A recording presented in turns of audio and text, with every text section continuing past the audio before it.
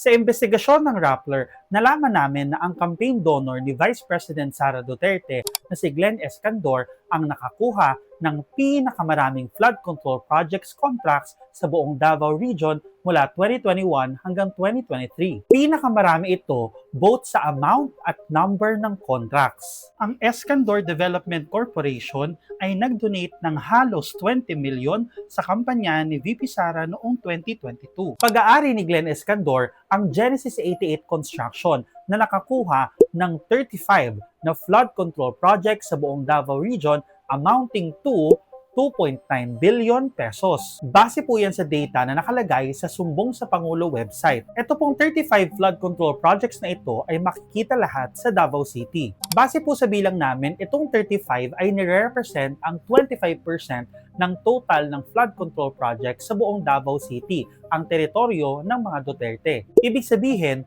1 in 4 flood control projects sa city ay napunta sa kaibigan ng mga Duterte. Ako si Jairo Boliedo, ang reporter sa likod ng investigasyon na ito.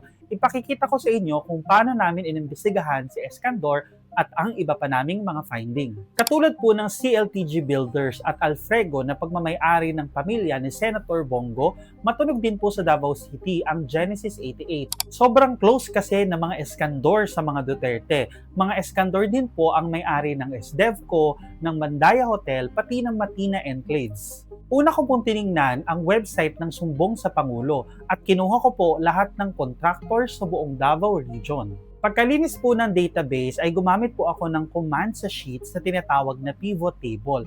Mas madali po kasi nitong bilangin yung mga amount o yung mga numbers na gusto mong tingnan sa database mo. And voila!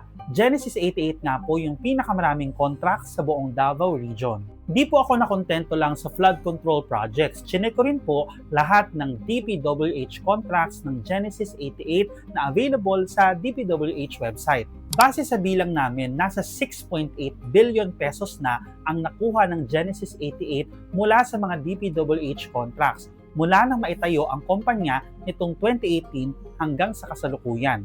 After the contracts, ang susunod na kailangan naming i-prove ay kung si Escandor ba talaga ang may-ari ng Genesis 88. I and my sources know for a fact, pero para sure tayo ay sumangguni tayo sa Securities and Exchange Commission. Nakuha ko po ang General Information Sheet ng kumpanya mula sa SEC at napatunayan na si Escandor nga po ang CEO ng firm.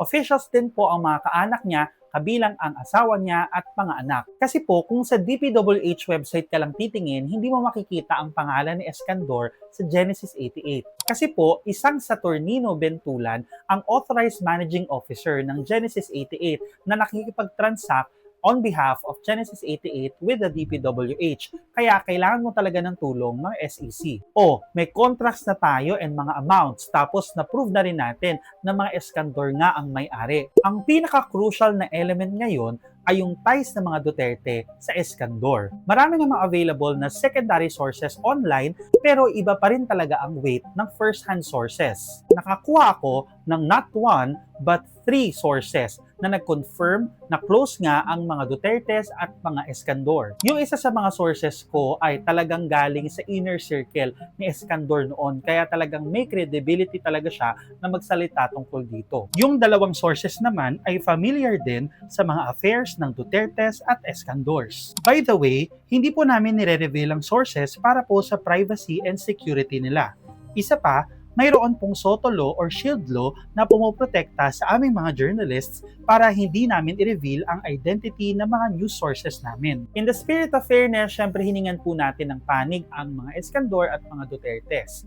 Si Representative Pulong Duterte, nag-reply po siya pero wala pa pong reply from the Escandor and Vice President Sara Duterte. We report about these things kasi po pera ng bayan ang pinag-uusapan at ginagastos para sa mga proyektong ito. More importantly, dapat nakikita ng taong bayan ang big picture sa investigasyon ng mga flood control projects na ito. Kasama po dyan ang relasyon ng mga politiko sa mga contractors, katulad na lang ng mga Escandors sa mga Duterte. Iniiwasan po kasi ng ating batas na magkaroon ng advantage ang mga businessman at mga contractors just because may koneksyon sila o nagpondo sila ng kampanya ng isang politiko. Bawal din, ayon sa batas, na magkaroon ng koneksyon ang mga politiko sa government contracts, direkta man o hindi. Please sign up sa Rappler Plus para mabasa po ang buong investigative report at masuportahan ang aming investigative efforts.